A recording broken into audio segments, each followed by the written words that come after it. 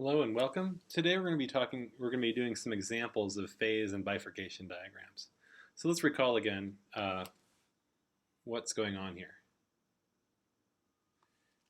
So what we have is some dynamical system, some differential equation that's of this form. All right, and then a phase diagram.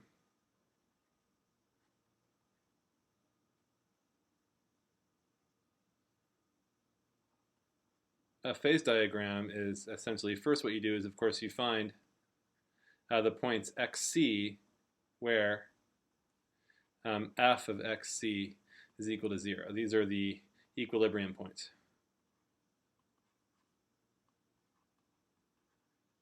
Okay, and then what you do, of course, is you draw your line like that, and you put the xc points on there. That might be xc1, that'll be xc2, and so on and so forth. And then, of course, what you do is you find the sign of find intervals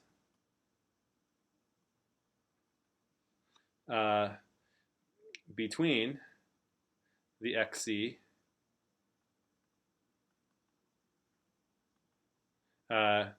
where dx dt is greater than or less than 0.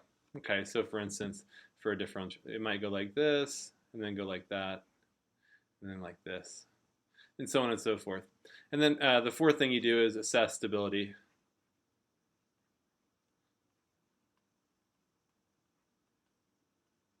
So assess stability, of course, is if the partial of f with respect to x evaluated at an xc point is less than 0, then you say it's stable. xc is stable. Okay. Otherwise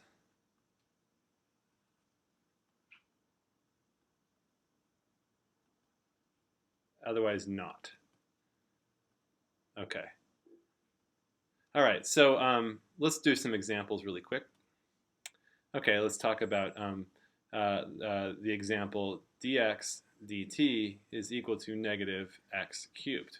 All right, so this is an example, and that's again my f of x. What I'll do then is go f of xc is going to be equal to negative xc cubed, and I'm going to set that equal to 0. And clearly xc has to be 0. That's the only point that delivers that stability. Okay, so let's now talk about how to find that point. Okay, so I can draw my diagram out like this. And at this point, oops, I'm going to take that circle off. I'm going to put an open circle there. And that, of course, is xc is equal to 0. Right now, when I go to the positive side, we see a negative dx dt. And here we see, if we go to the negative side, we see this. It's going to be positive. Okay, so the question then now is stability. So what we do, of course, is we take the partial. I'll go over here. The partial with respect to x is going to be negative 3x squared. Now I evaluated it at 0. I evaluated it at 0, and of course it's 0. So we say this is actually not stable.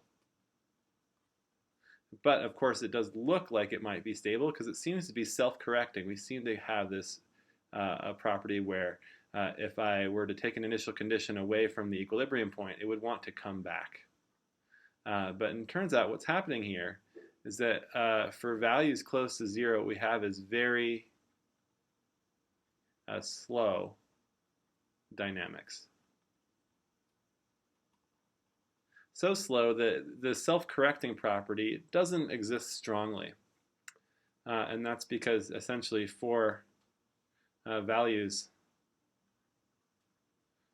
near x equals 0, that dx dt is really, really close to 0 because this x cubed makes it very, very slow. So we can't say that it's strongly stable. So we say it's not stable. And that's, of course, it just fits our formula. Okay, so now let's do another example. Okay, now we're going to talk about this example, and this is actually the logistic function, the logistic dE.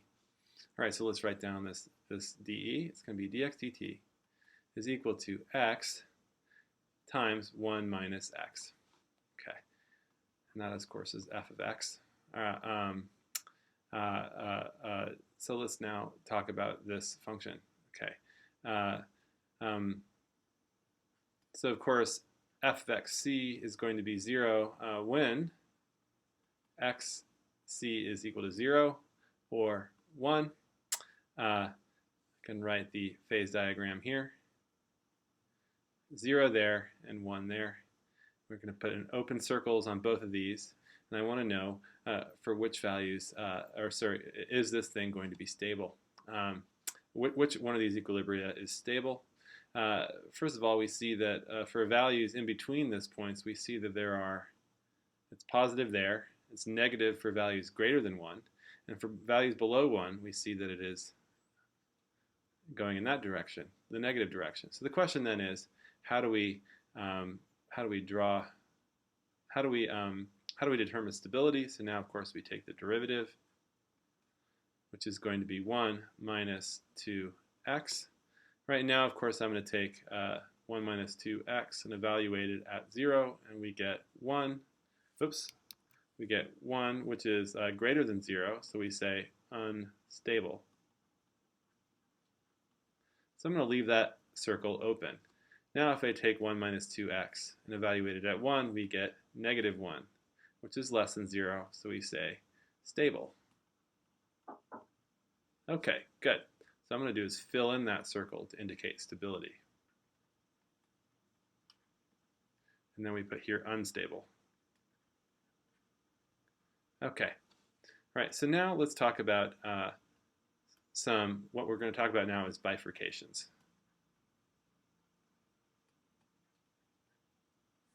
All right, so in these examples, we're going to have a dx dt where it's a function of x, but also some parameter, which I'm going to call k.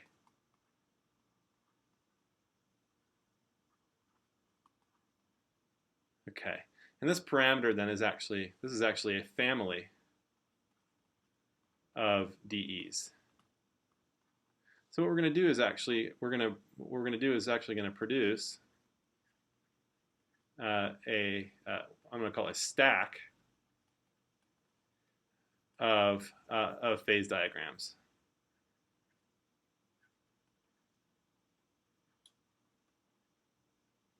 And then 1 for each k value.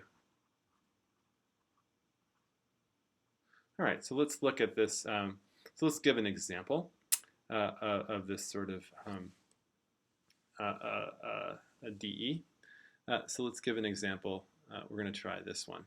We're going to try dx dt is equal to x times k minus x. All right, so this example then, let's see if we can understand, and that'll be my f of x semicolon k.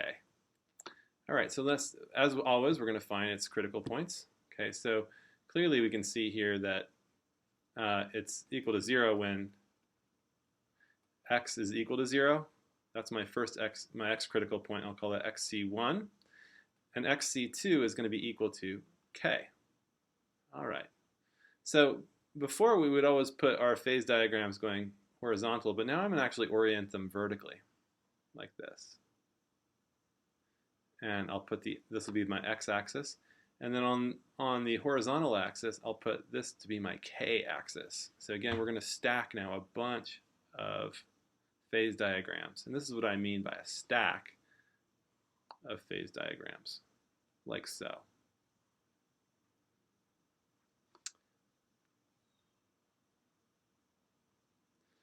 Okay, so one point of interest will be when k is equal to 0. And we'll put this to be the k equals 0 point right there. Okay. Now let's look at when we have these two sets of equilibria, and these actually form lines now in the in the in this xk plane. So we see this first one is at x equals k. So we can actually draw a line through there. So that's the first set of equilibria. And the other set of equilibria is here.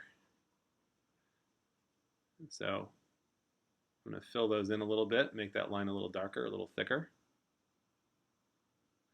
as follows, as shown there. Right, so these are all equilibria. These are points where dx dt is equal to 0. So the question now is about stability. All right, so again, now on these phase diagrams, which I have oriented vertically, we want to get a sense of where this thing is going.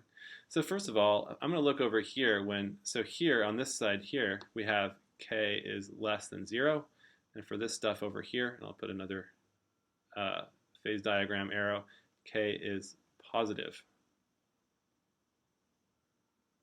And what we see here is that if I go to the k equals negative branch here, this branch over here, I want to see here now what is the value of dx dt for this point. So if k is negative, we have a negative value here, and we have a positive value for x, right? So that means negative. Oops. Sorry guys, this always happens. I get butterfingers. So this becomes negative, and that's negative, and that will be, or sorry, this will be positive, that'll be negative, this will be negative, and that'll be positive, so that becomes negative. So what we get here is arrows going down for any x value that's positive there. Okay, likewise, we see that in between the two equilibria, we get increasing, and then down here we get decreasing. So now let's study this over here. What about this branch here when we have? So it looks like it's stable. Let's actually just check that. So I'm going to take my partial derivative with respect to x of f, and we're going to get k minus 2x. All right, we're going to evaluate it at 0, and it's clearly going to be equal to k. Because k is negative, we get stability. So I'm going to fill that in with a really dark circle, with a really dark thick line to indicate stable. Okay, so this is stable right here. Now we can do the same thing. We can take k minus 2x and evaluate it at k, and of course this becomes negative k. So clearly a negative and negative makes a positive over here, so what we get is that is greater than 0, and this is when k is less than 0. So all of this analysis here is for that. So what we're going to get here is actually instability. So I'm going to make an open line right there. So I'm going to say that, of course, right here is unstable. Now let's try the other example. Now when k is positive, what we're going to get is k minus 2x evaluated at 0 is going to be equal to k again, and that is positive. So what we get here is this becomes stable. This branch here becomes stable. Likewise, and you can do the analysis yourself, that will become unstable. So this is now stable, and that is unstable. All right. So those are our things. What we see here is as we range the parameter over here, we see that both the equilibria come together, but they also trade stability as k goes this direction, right? If we start in the negative, stable, stable, stable, stable, and then all of a sudden the x equals 0 equilibria becomes unstable as we pass over that point. So what we say is actually k, I'm going to call it k star. It's a special point. K equals 0 is a bifurcation point.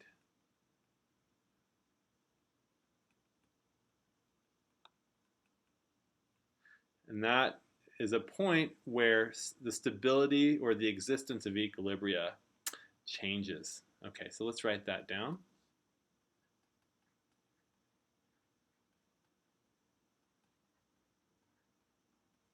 and a bifurcation point is a point. It's a value for k, which we'll call k star, is a point k where the xc critical point changes stability or disappears or appears. There could be or a point or existence or changes existence properties. So or xc changes existence.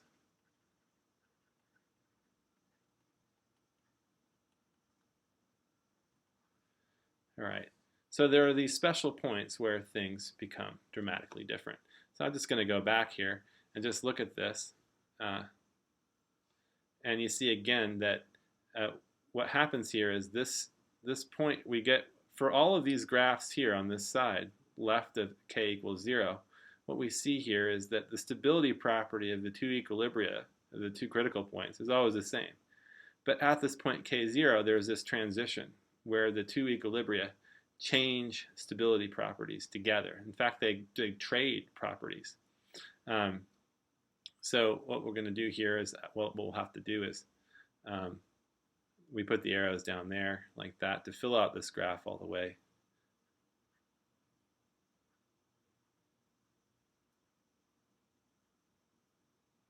Okay, all right. So let's talk about one more example to finish up. Let's now talk about this one. Dx dt is equal to negative x squared plus k. All right, so let's try this one out. All right, so again, we're going to look for equilibria points. We're going to set that equal to 0. And of course, we're going to get x squared is equal to k. So clearly, xc is equal to plus or minus root k. All right, so first of all, what we have to do is assume k is greater than or equal to 0, right? And then xc equals plus or minus root k is real. And then if k is less than 0, then xc points do not exist. Okay.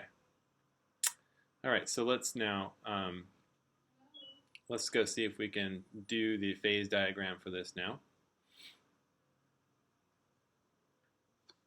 So we see then again that k equals 0 seems to be the point where things get interesting. So we put k there, put x up here. And what we do now is, so over here, when k is less than 0, we have for every value of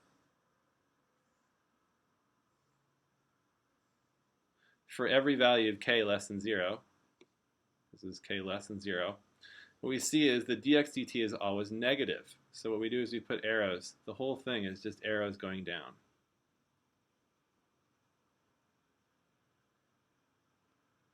As follows. Okay.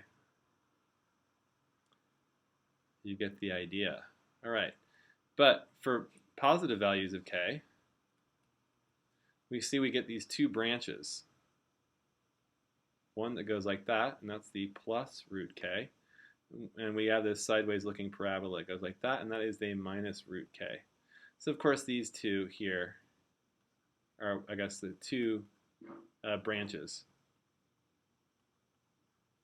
Okay, and this is actually kind of gives a better meaning to the understanding of what a bifurcation is.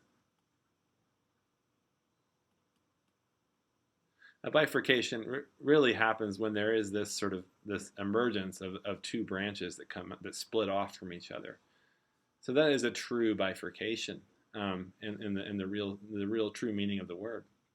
Now the question then, of course, is stability. We want to know what happens to systems like this. So we see here at k equals 0, on this line here, we'll put that to be the 0 point. We want to know what happens to this thing. We see again it is always negative again, just like that. Okay, but really close to here, right around that area, for x greater than 0, we get very, very slow dynamics. So now let's see what happens for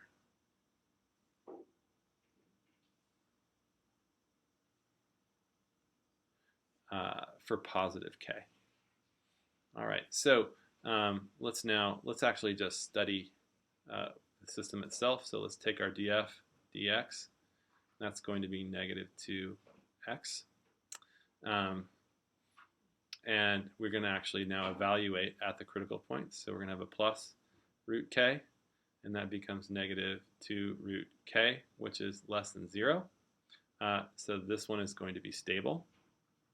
So I'm going to put a thick, thick line there. So we're going to call that the stable branch. And likewise, df dx evaluated at negative root k is equal to negative 2 times negative root k, which is going to be positive 2 root k, which is of course positive, and so that of course is, we're going to put an open line there going out and call that the unstable branch. Okay, so that means that points nearby the stable branch, we're going to have arrows going down, and in between the two branches, the arrows are going to point up. And you can check that by looking at the ODE, evaluating it at those points. And of course, it's going to go down like that. Okay, so this diagram now explains how a whole family of DEs solves this equation, and how a whole family and how the dynamics changes for various values of k. We can see drastically different things happen for k equals 0 and for k greater than 0, or for k less than 0 versus k greater than 0. And the point k0 then, of course, again, is that bifurcation point.